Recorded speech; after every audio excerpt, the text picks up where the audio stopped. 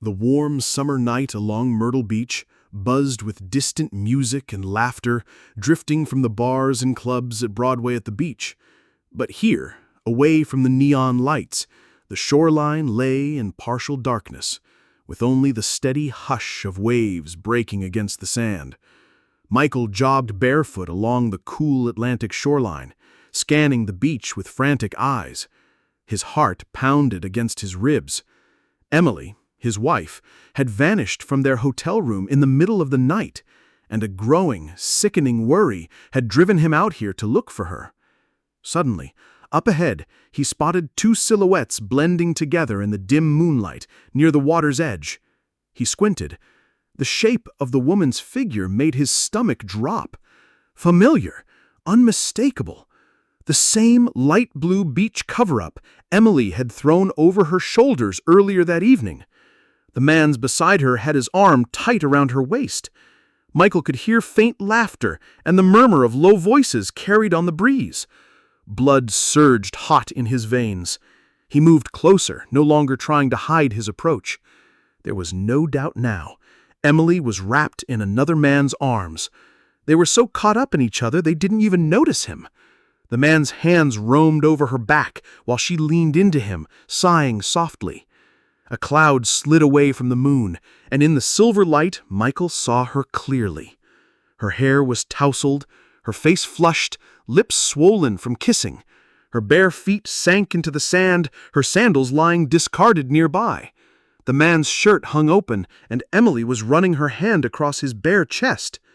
Michael's vision tunneled. For a moment, he just stood frozen, watching his wife kiss another man. Then a raw shout tore from his throat. "What the hell is going on here?" The couple jerked apart. Emily let out a startled gasp. The man whipped around, fumbling to pull his shirt closed. Michael charged forward, closing the last few yards in seconds.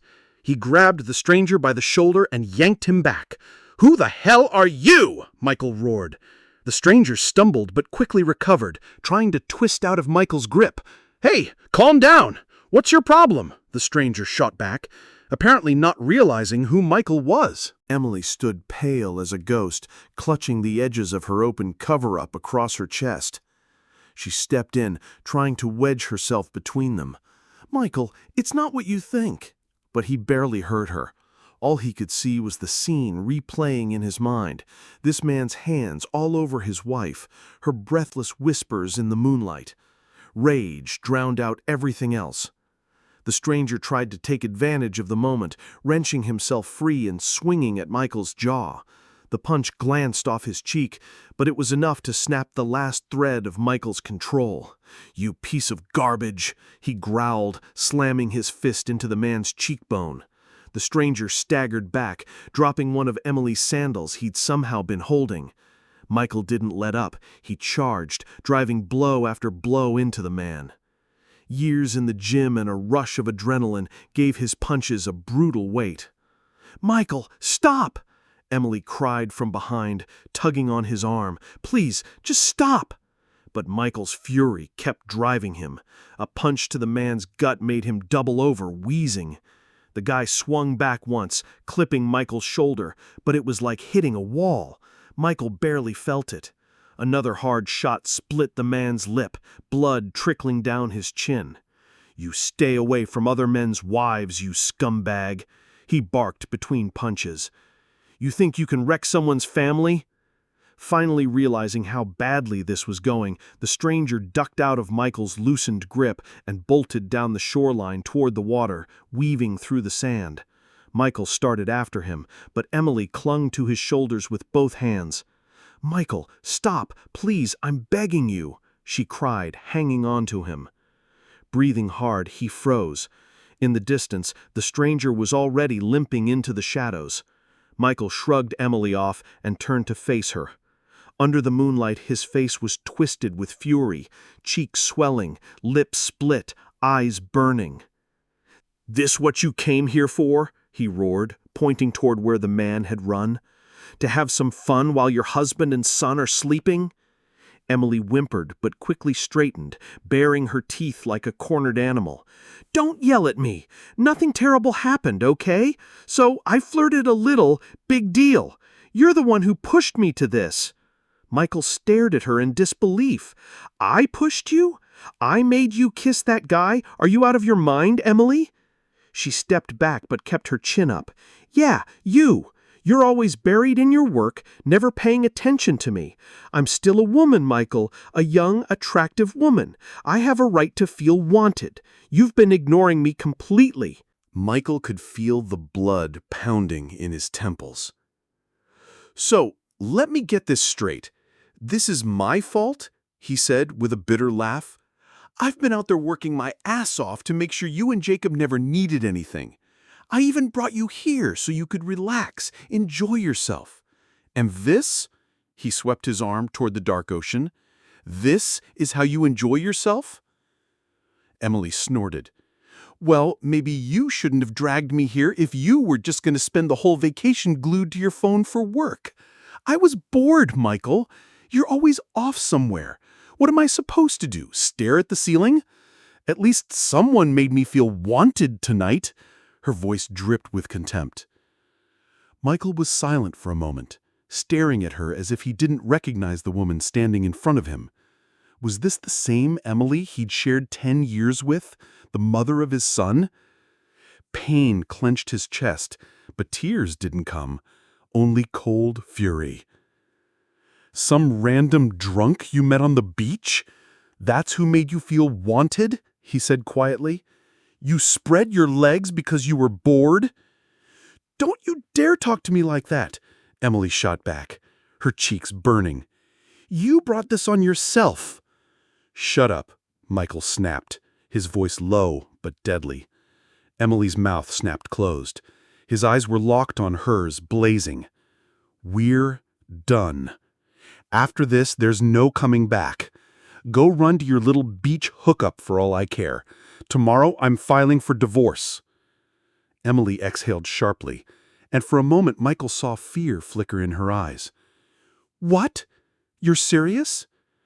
"Dead serious," he said coldly. "You're not my wife anymore." Her voice trembled, but she forced a mocking laugh. "Divorce? Over this? You're pathetic." Michael didn't answer. He turned and began walking back toward the boardwalk lights where the hotels began. Behind him, Emily's voice cracked into a shout. "Screw you, Michael! You heartless bastard!" He didn't look back. His feet carried him automatically until he reached the door of the suite where Emily's parents were staying. Before he could knock, the door swung open. Apparently, the shouting on the beach had carried up to their balcony. Standing there was Robert, her father, in sweatpants and a t-shirt. Concern was etched deep into his face. Behind him, Linda, Emily's mother, peeked out from the room, her eyes wide. "Michael, what happened? Where's Emily?" Robert asked, scanning Michael's disheveled and bruised face. Michael ran a hand over his split lip, trying to steady his breathing. His head was still spinning, but he knew he had to tell them. He stepped into the room. "Where's Jacob?" he asked first. "Asleep," Linda said quickly, nodding toward the adjoining bedroom. Robert's eyes narrowed. "What was all that noise on the beach? Did you and Emily have a fight? You look like you got into it with someone." Michael gave a humorless smirk. "Yeah, I did." He touched the fresh scrape on his cheek and winced. "Emily," he swallowed hard, the words catching in his throat. "Emily cheated on me." The room went dead silent. Linda's face drained of color, her hand flying to her mouth. Robert stared at Michael like he'd misheard. Only the ticking of the wall clock broke the stillness. "With another man?" Robert finally said, his voice low. "Are you sure? Emily wouldn't—" "I saw it," Michael cut in flatly, "with my own eyes. They were making out. And not just that, his hands were all over her." Linda let out a pained groan and sank into a chair. "Oh my God, how could she—" Robert's face darkened to red, his fists clenched. "Where is she? I'll—" Michael stopped him. She'll come back. She has nowhere else to go. I left her out there." "You left her alone at night?" Linda asked, alarmed. "She'll be fine," Michael said sharply. Right now, he didn't care. Robert shook his head and stepped back from the door. His expression shifted between pale shock and flushed anger. "The shame she's brought on this family. In front of your son. At a resort?" He covered his face with his hand. Linda quietly wept beside him. Michael surprised himself by feeling a flicker of pity for them. They'd raised a daughter who'd just humiliated them. "I'm sorry you had to hear it this way, but I'm not forgiving her. Tomorrow we're going home, and I'm filing for divorce." Linda leaned forward, desperation in her voice. "Michael, don't act rashly. Maybe you two can talk this out. You have Jacob." But Robert raised his hand to silence her. He suddenly looked older, but his eyes blazed with righteous anger. "No, Linda. If it's true, I can't blame him. I'd throw a woman out myself if she did that to me." Michael gave a small nod of gratitude. At least he wouldn't have to argue with them about it. Inside, the hurt still boiled, but knowing her parents weren't defending her only confirmed that Emily had brought this on herself. Just then, the door burst open and Emily stumbled inside. Emily appeared in the doorway, looking rattled and slightly out of breath. But the uncertainty on her face hardened the instant she saw Michael, Robert, and Linda all sitting in the living area. Her eyes were red, whether from tears or from anger was hard to tell. Sand clung to her knees and her elbows and palms were scraped. "Mom? Dad?" she started hoarsely, but stopped cold when her gaze met Michael. The ice in his expression shut her down faster than any words could. "Emily?" Linda said softly, rising from her seat.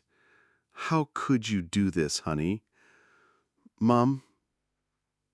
Emily's eyes darted to her father, then to Michael. "It's not what you think." "Not what we think?" Robert thundered, rising from his chair. "Michael saw it himself." "Dad, it just happened," Emily blurted, twisting the hem of her cover-up in her hands. "It was nothing serious, just a little flirting." Michael gave a bitter laugh, glancing at Robert. The older man clutched his chest in disbelief. "Flirting? You've lost your damn mind," Robert snapped. Just then, a small, sleepy voice came from the adjoining bedroom. "Mom? Dad?" Everyone froze. Jacob stood in the doorway, rubbing his eyes with his fists. The moment Emily saw him, she rushed over. "Sweetie, it's okay. Go back to sleep." She guided him toward the bedroom, speaking in a soft, soothing tone. "Mommy and Daddy were just talking loud. Everything's fine." A minute later, she returned, pale, hands trembling. But as soon as her gaze met Michael's, the defiance came back. "I think that's enough for tonight," Michael said quietly, fighting to keep his voice steady. "We woke Jacob up. Tomorrow, we settle this and go home." "Yes, of course," Linda murmured, giving her daughter a tired, disappointed look. "Morning will bring clearer heads." She tried to hug Emily, but Emily pulled away and left the room without another word, heading to the suite she'd been sharing with Michael. Michael watched her go, then turned to Robert and Linda. "Mind if I stay here tonight? I don't want to see her." "Of course," Robert said gravely. That night, Emily slept alone, while Michael lay on the pull-out couch in her parents' suite, staring at the ceiling until dawn. By morning, they packed quickly and loaded the SUV. The drive out of Myrtle Beach was tense and silent. Michael gripped the wheel hard, knuckles pale. Robert sat beside him, occasionally throwing grim glances his way. In the back seat, Linda sat with Jacob and Emily. Jacob leaning against his grandmother, sensing something was wrong, but staying quiet. Emily stared out the window, avoiding Michael's eyes in the mirror. By late afternoon, they reached their hometown. Without a word, Michael turned the SUV toward Robert and Linda's house. Pulling up to the curb, he said flatly, "This is your stop." Linda sighed, giving Jacob a gentle pat on the shoulder. "Come on, Jacob, let's go inside." She stepped out first, helping him with his backpack. "Emily, you coming?" Robert asked, already pulling luggage from the trunk. Emily hesitated, looking at Michael. His face was unreadable, eyes fixed straight ahead. "Am I staying here?" she asked quietly. "Where else would you go? You're not coming home with me," Michael replied, his tone icy. She didn't argue. Silently, she climbed out. Michael came around to hand Robert one of the suitcases. "Here, your stuff. I'll send for the rest later." Emily stood next to Jacob, head down, holding his small hand. The silence was heavy, until Jacob looked up at Michael, his big brown eyes anxious. "Dad, aren't you coming with us?" he asked softly, grabbing Michael's sleeve. Michael crouched down so he was eye level with his son. "Not right now, buddy. I can't stay with you and Mom in the same place for a while, but we'll still see each other. Promise." Jacob's lip trembled. "Did you guys have a fight? Is it my fault?" Michael's chest tightened. He pulled his son into a hug. No, this is not your fault, not even a little. Sometimes grown-ups fight, but we both love you very much. You'll stay here with Mom for now, okay? I'll come visit. And when you're older, I'll explain everything." Jacob nodded, pressing his forehead into Michael's shoulder. Michael held him a moment longer, memorizing the feel of his small frame, then gently let go and placed him beside Emily. "I'll call you tomorrow, Jacob." Emily kept her gaze fixed elsewhere. Michael straightened and looked at her coldly. "Take care of him." She suddenly shot him a sharp look. "Don't worry, I can handle it without your help." Michael's jaw tightened. "Maybe not as a nanny, but you'll still need money, and you won't be getting a cent more than the court orders." Emily's eyes narrowed. "We'll see about that." Turning to Robert and Linda, Michael said, "Thanks for taking them in." Robert shrugged, hugging his shaken wife. "What else could we do?" "Take care of yourself, Michael. We'll talk later." Michael shook his hand, then walked to his car. Leaving Jacob hurt more than he could admit, but staying was impossible. A moment later, the SUV pulled away, their figures shrinking in his rearview mirror until they were gone. Michael stepped into his empty apartment and was hit by the stillness. Just yesterday, this place had been filled with Jacob's laughter and Emily's voice. Now it felt hollow, walls echoing with silence. The ache in his chest was sharp, but it quickly hardened into anger. "No," he told himself, "she doesn't get to make me feel sorry for her. I need to think about how to make her pay for this." Late that evening, he picked up his phone and called Daniel, a friend who'd been like a brother since college. Daniel answered quickly, his tone concerned. "Mike, you okay? You sounded bad in your message." "Emily cheated on me," Michael said flatly, staring at the floor. There was a pause, then Daniel swore under his breath. "You're kidding. You serious?" "Dead serious. Caught her in the act, on the damn beach at night. Some guy she met at a club. I even fought the bastard. I gave a couple hits in myself." Daniel's voice sharpened. "And she's not even denying it?" "Oh, she's denying the seriousness of it," Michael said bitterly. "Tried blaming me, said I didn't give her enough attention. But the moment I told her I was filing for divorce, she backed off for a second. Not for long, though. Now she's acting like the victim." Daniel exhaled sharply. "Man, after all you've done for her and for Jacob, she didn't even think about him. I drove them straight to her parents' house.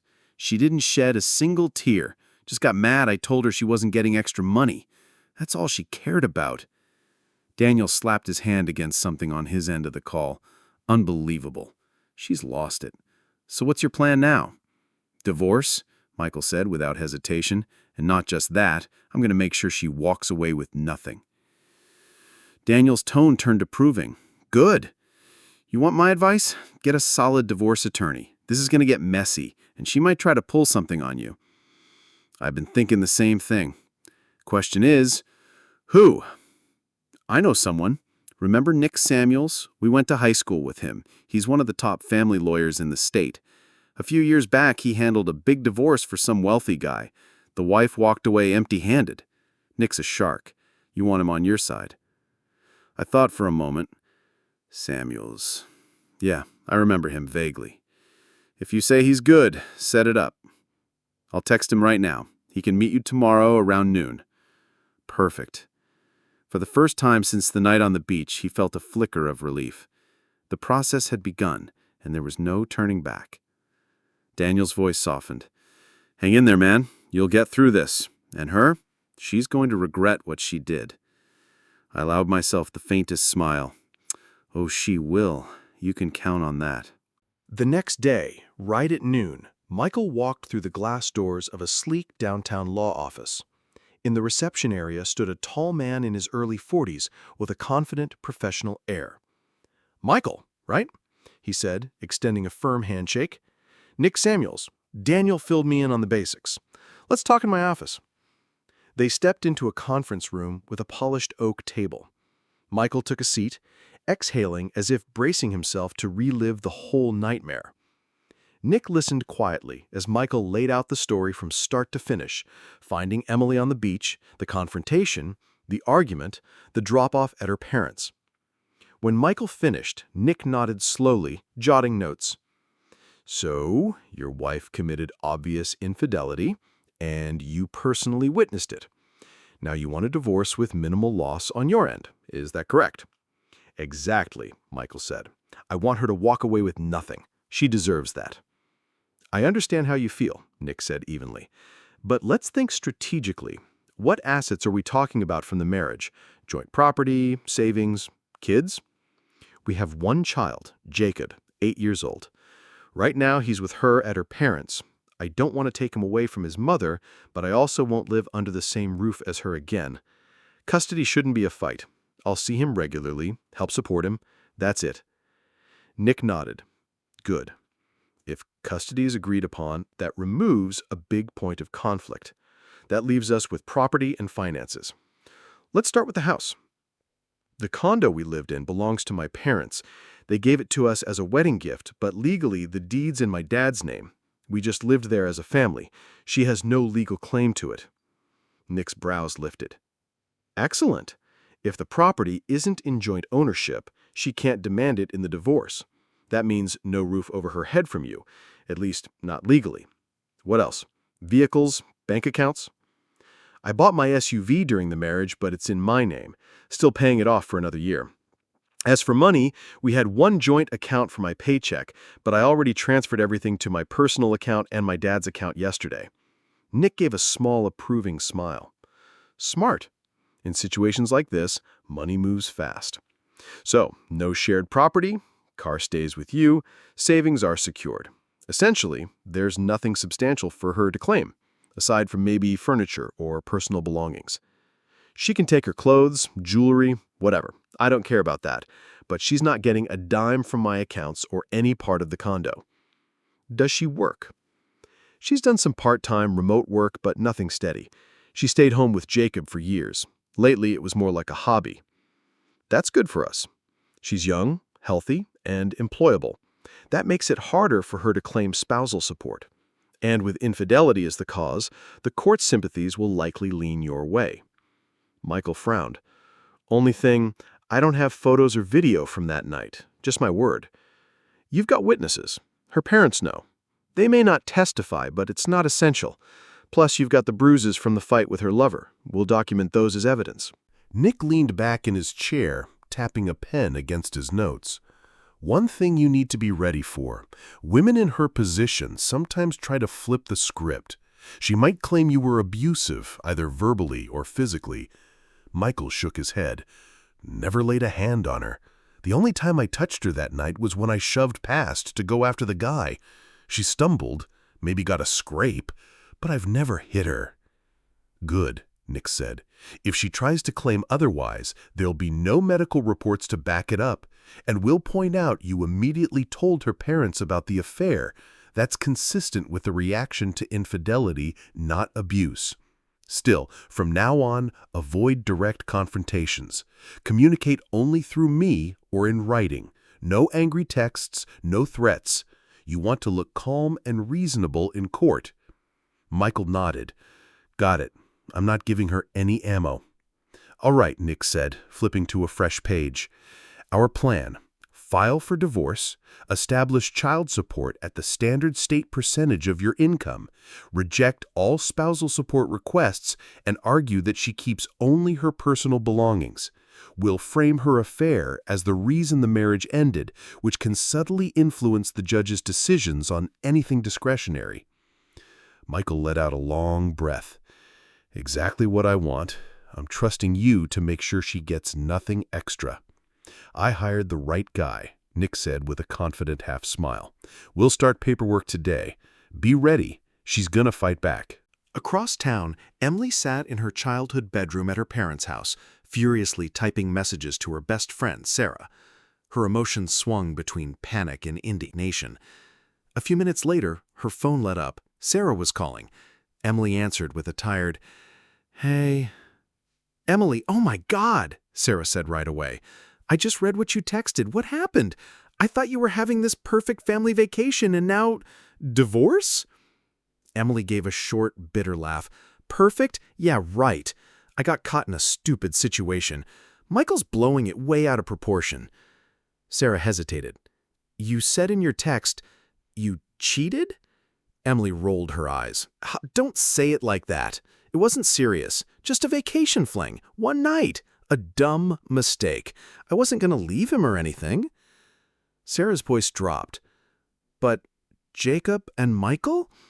"Don't start," Emily cut in. "Yeah, okay, I messed up a little, but he's not innocent either. He's been ignoring me for months, years, really.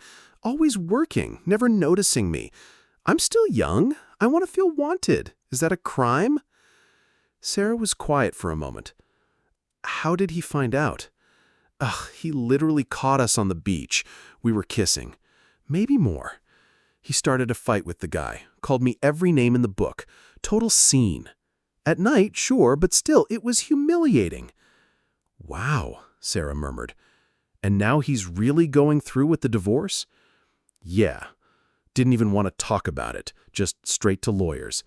But if he thinks he's kicking me out with nothing, he's got another thing coming. We have a kid. He's legally obligated to support us, and I've been in that condo for 10 years. He can't just throw me out." Sarah sounded unsure. "But isn't that condo in his parents' name? I remember you mentioning that once." Emily tapped her nails against the windowsill. "Yeah, legally it's his dad's. Clever setup, right? But I've been the one running that household for a decade. Jacob has grown up there.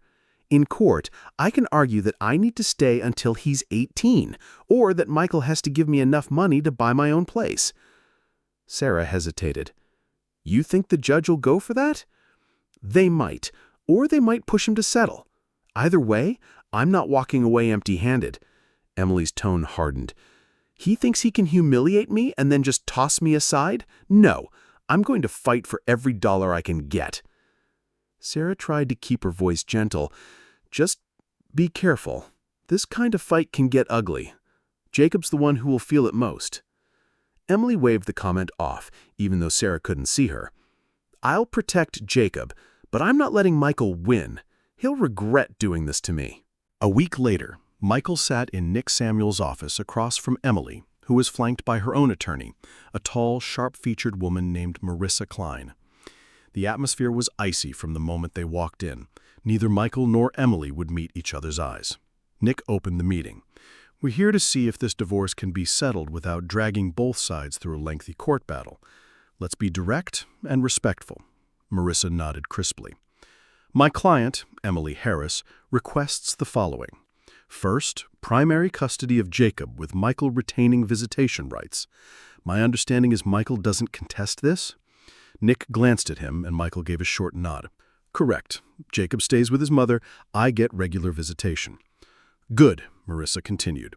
Second, monthly child support in the amount of $2,000, based on the lifestyle Jacob is accustomed to. Nick raised an eyebrow. State guidelines calculate support closer to $1,200 based on my client's income. Your request is significantly above that.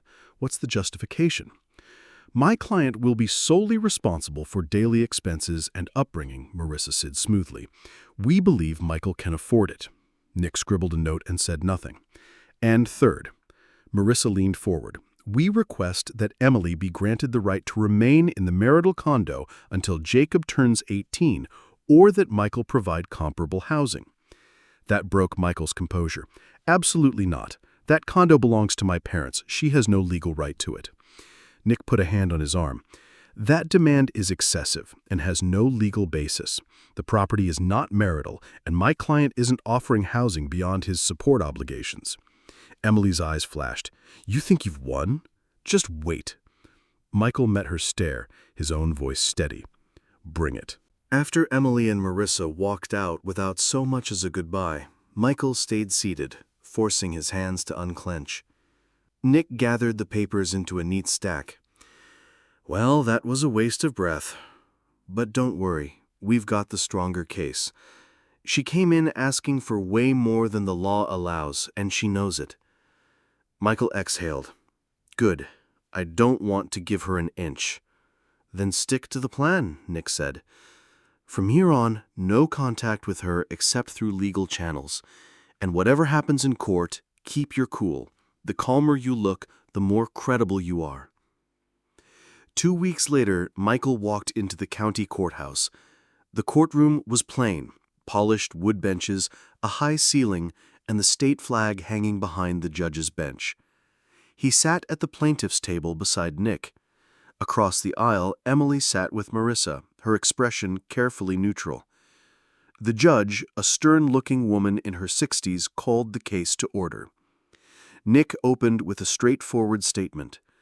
This marriage is ending due to the wife's infidelity, which the husband personally witnessed. Our position is that custody arrangements for the child have been agreed upon, and that the only unresolved matters are support and property, both of which should be decided strictly according to state law. Marissa countered, repeating demands for increased child support, extended housing rights, and a financial settlement for Emily. The judge listened patiently as both attorneys laid out their arguments. Nick presented the deed showing the condo was owned by Michael's father, bank records proving Michael had secured his own funds, and income statements to calculate standard child support. He also noted that Emily was in good health and able to work. Marissa tried to press the housing request, arguing Emily had lived in the condo for a decade and that uprooting Jacob would be disruptive. She also repeated the demand for a lump sum payment for her years as a homemaker. The judge leaned forward. Ms. Harris, you are employable, and the marital property is minimal. The court cannot award you your in-laws' property, nor will it grant you a financial settlement not provided for in state law. Emily's face paled. Marissa whispered something to her, but she didn't respond. In light of the evidence, this court grants the divorce. Primary residence for the child will remain with the mother, with the father receiving scheduled visitation. Child support will be set at $1,200 per month based on Mr. Harris's income. All other financial claims by Ms. Harris are denied. The condo remains with its legal owner. There will be no spousal support. A sharp rap of the gavel ended it. Court is adjourned. Michael felt the weight on his shoulders lift. It was over. Emily was no longer his wife, and she'd walked away with nothing but her personal belongings and child support for Jacob. Michael was gathering his papers when he heard quick footsteps behind him. Emily's voice was low and sharp. Happy now? You left me with nothing. He turned to face her, calm but unflinching. I warned you, Emily. You made your choice that night on the beach. She gave a bitter laugh. Enjoy your empty life. You'll never take Jacob from me. Michael's eyes were steady. I'm not trying to. But one day, when he's older, I'll tell him the truth. And it won't be your version." Her lips tightened, but she said nothing. Michael slung his briefcase over his shoulder. "You got exactly what you earned. Goodbye, Emily." He walked out into the bright afternoon, each step feeling lighter. For the first time in months, he could breathe without the weight of betrayal pressing on him. Emily remained standing in the courthouse hallway, her hands clenched at her sides, eyes shining, not with regret, but with a rage she couldn't let go of. Michael didn't look back. The chapter was closed. From here on, his focus would be on building a life for himself and for Jacob, without lies, without constant tension, and without her.